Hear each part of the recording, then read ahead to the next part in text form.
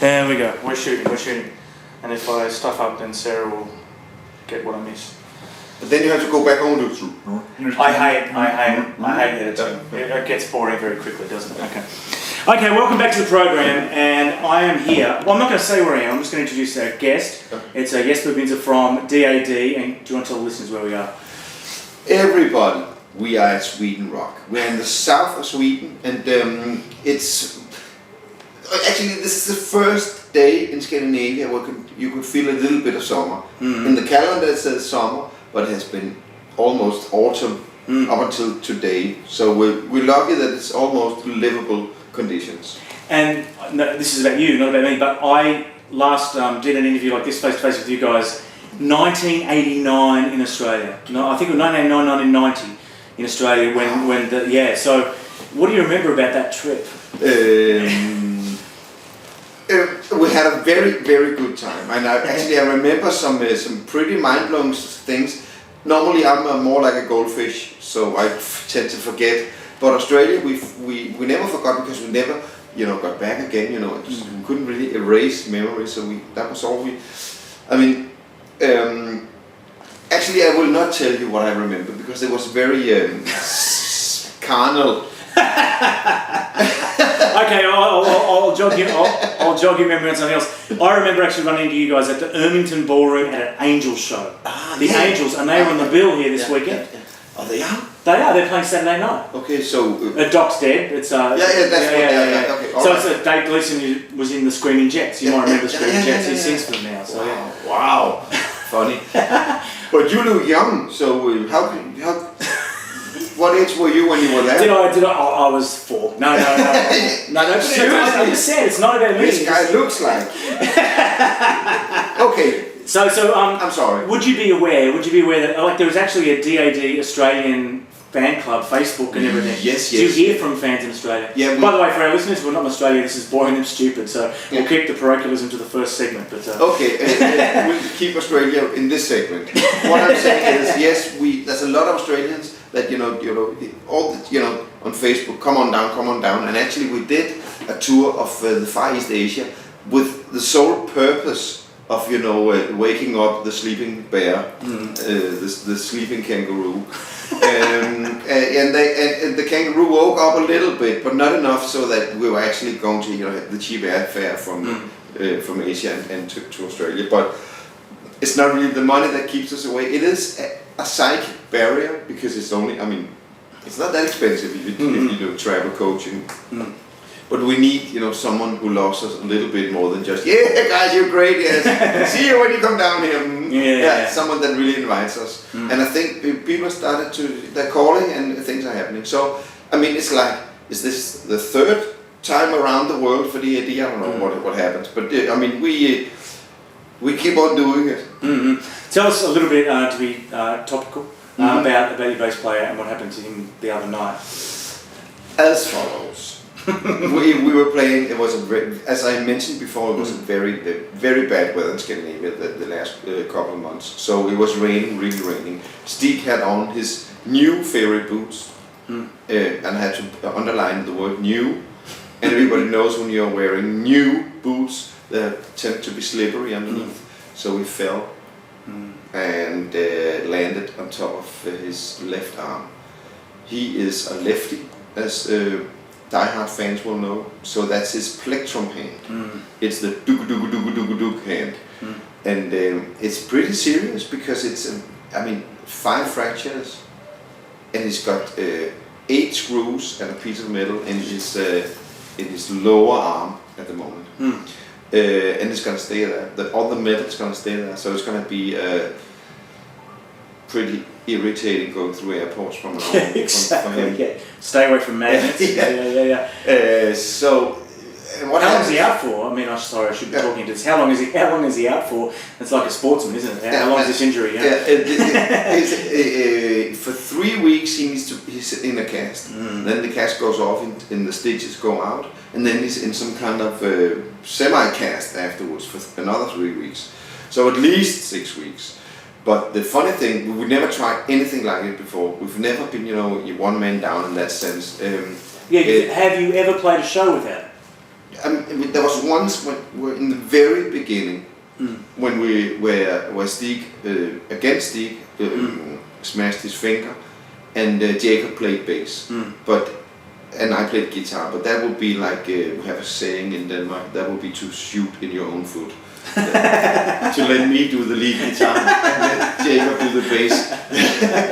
So what happened was that it was like a totally, whoa, what are we gonna do? A traumatic experience. We were in the middle of the night, the show was cancelled. Oh, we got to play 20 minutes or something, and then had to say to 10,000 people, please go home. It was not a good feeling. Luckily, we called a guy we know, who knows a lot of musicians.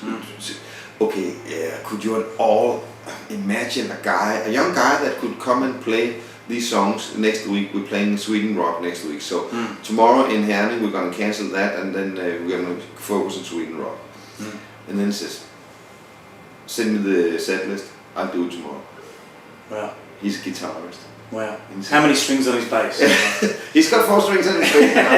The thing was that he's been a fan, and he's a really talented musician. He plays with Glenn Hughes, you know, the guy that and he plays with he's played with Mike Tramp, and someone mentioned Megadeth as well. I don't know, but he's really used to jump in, which is maybe the hardest part of it. That's the psychological part of it. Is, you know, to get on stage and the lion goes. So it was like one of our good friends. I mean, it was great to have one of our good old friends out there play the bass. But they couldn't take it. I mean, they wouldn't be strong mentally strong enough to do that.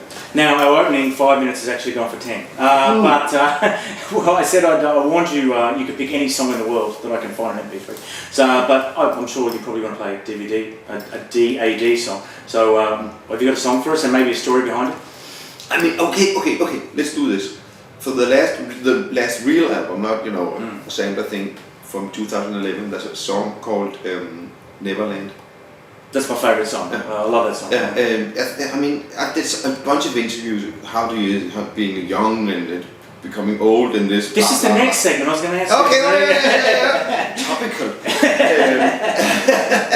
So this one describes pretty much that. I mean, you can just keep on keeping on as long as you write. You sing what it says in your diary, in your recent diary. Don't bring out the old diaries to write new rock songs. Use your up-to-date diary and write it. So that's here it is. Okay, welcome to the program. For 75 episodes, I never introduced myself. My name's Steve Mascord, and this is the second part of our interview with Jesper Binzer from DAD. And if you remember last week, he introduced Neverland, which was just so happened to be the subject of my first question that I planned for this, which is, you guys, lyrically, now you have to forgive me because I've just been listening to the music for 25 years since I last did an interview.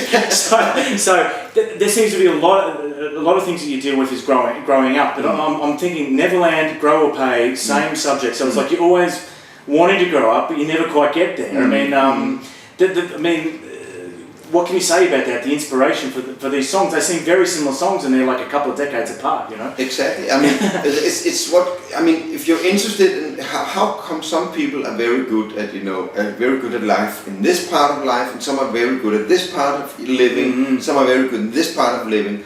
How can they do it? Wow. And you look around and you see your friends, go the straight way somewhere, and someone go all the way down, and you look around. People are living life differently, and it's exciting to find out and delve into what choices do we make. And as everyone grows old, we look back and say, I made a small mistake, I made a big mistake, I want to make a grave mistake. And and try to find out, okay, how do I navigate in this? So a lot of with your hands above the duvet. Tomorrow, I'm afraid of tomorrow. That's more or less, what most of the lyrics are about. What am I going to do so I don't become a fiasco or fall down? But isn't that the same as Grow Up? In a way, it's kind of similar experience to Grow Up. So rather than actually there being one trajectory in this writing, there's been this rediscovering almost the same things over and over again. Am I starting to sound like a stalker now? But anyway. Yes.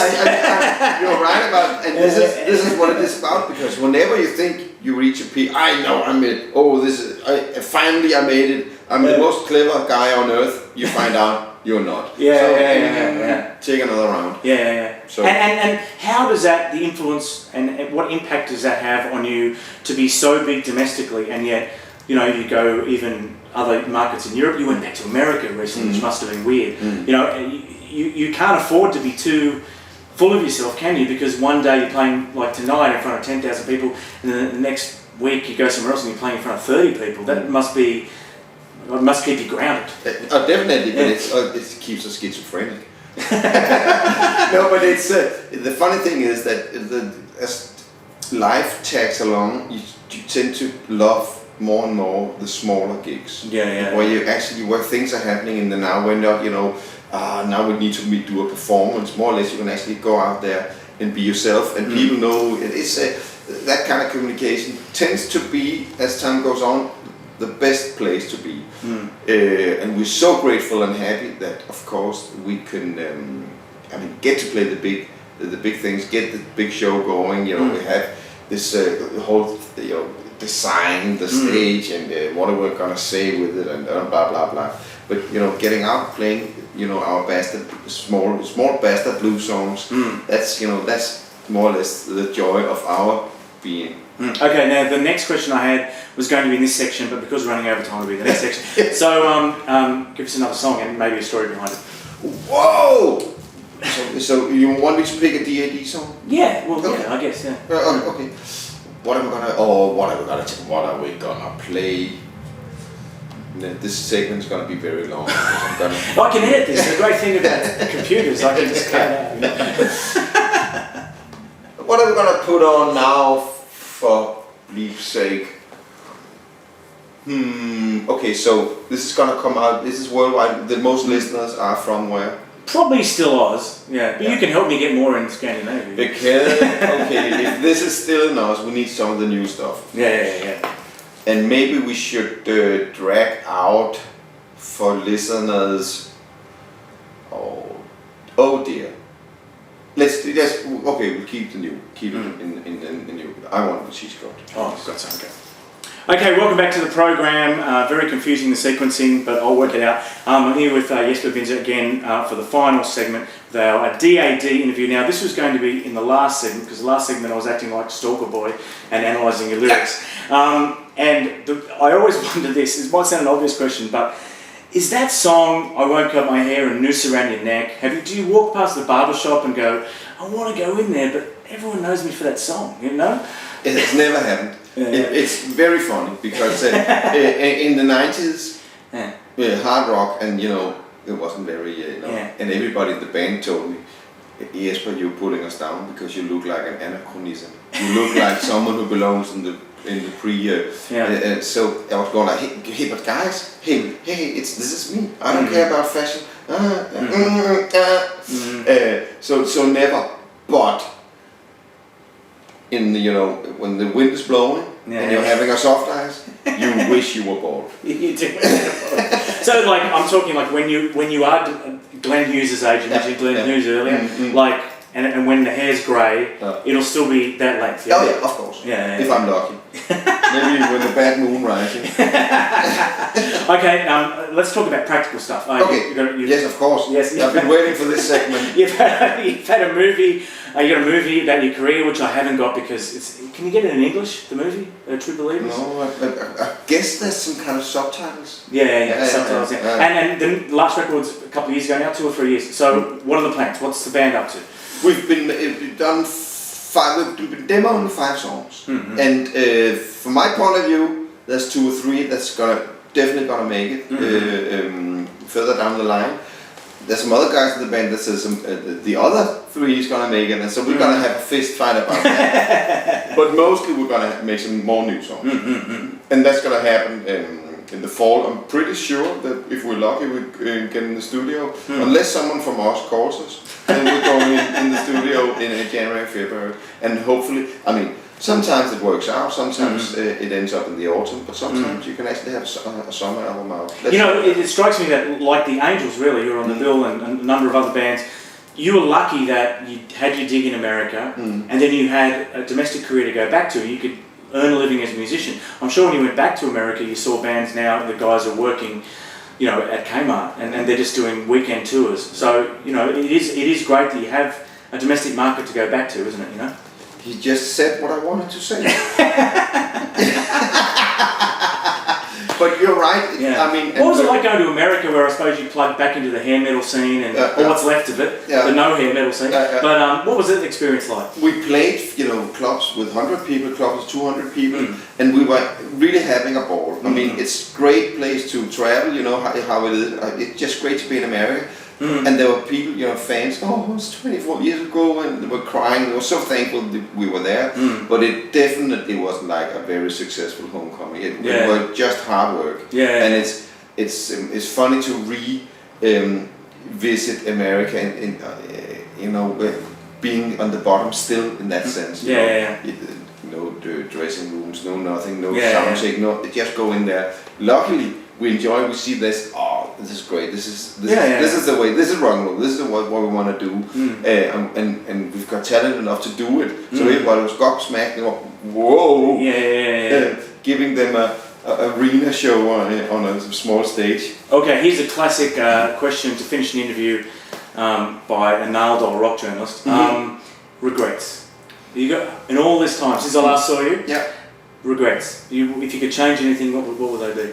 I think it's a very valid question, and I think there's actually a lot more list. I think it's something about maturity when you're in the middle of it.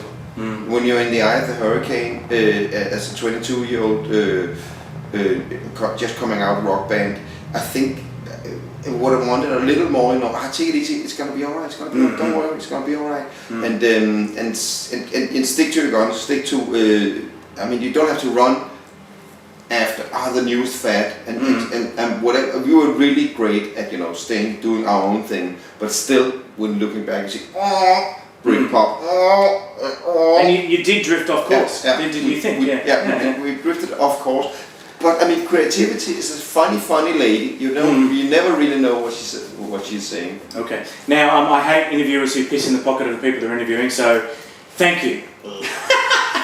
I just want to thank you for a really deep and diverse back catalogue on behalf of all those people on their Facebook page that I'm not even on. I will join it tomorrow. But thanks very much. I really appreciate your time. I'm looking forward to seeing the show tonight. I'm so happy. One more song. Pressure. Oh, let's listen to Reconstructed. Okay, cool. Thank you. Thank you. Sleeping his day away. That's a good. It's healthy. It is. I'll be doing it tomorrow. Do you mind if I get an ID? No. It's White Line Fever. It's not a cocaine show. It's like. And you're Steve Masker. I'm Steve. Yeah, but you can use my name if you like. There's no pressure. Hello, my name is Jesper. I'm from DAD. I am beside Steve Masker. We are naked, and this is White Line Fever. Mate, that's awesome. That's awesome. Thank you so much. I really appreciate your time. Thank you so much. I appreciate you, and now you can make us big in us. I wish I was at we need one promoter that said, oh, okay, yeah, those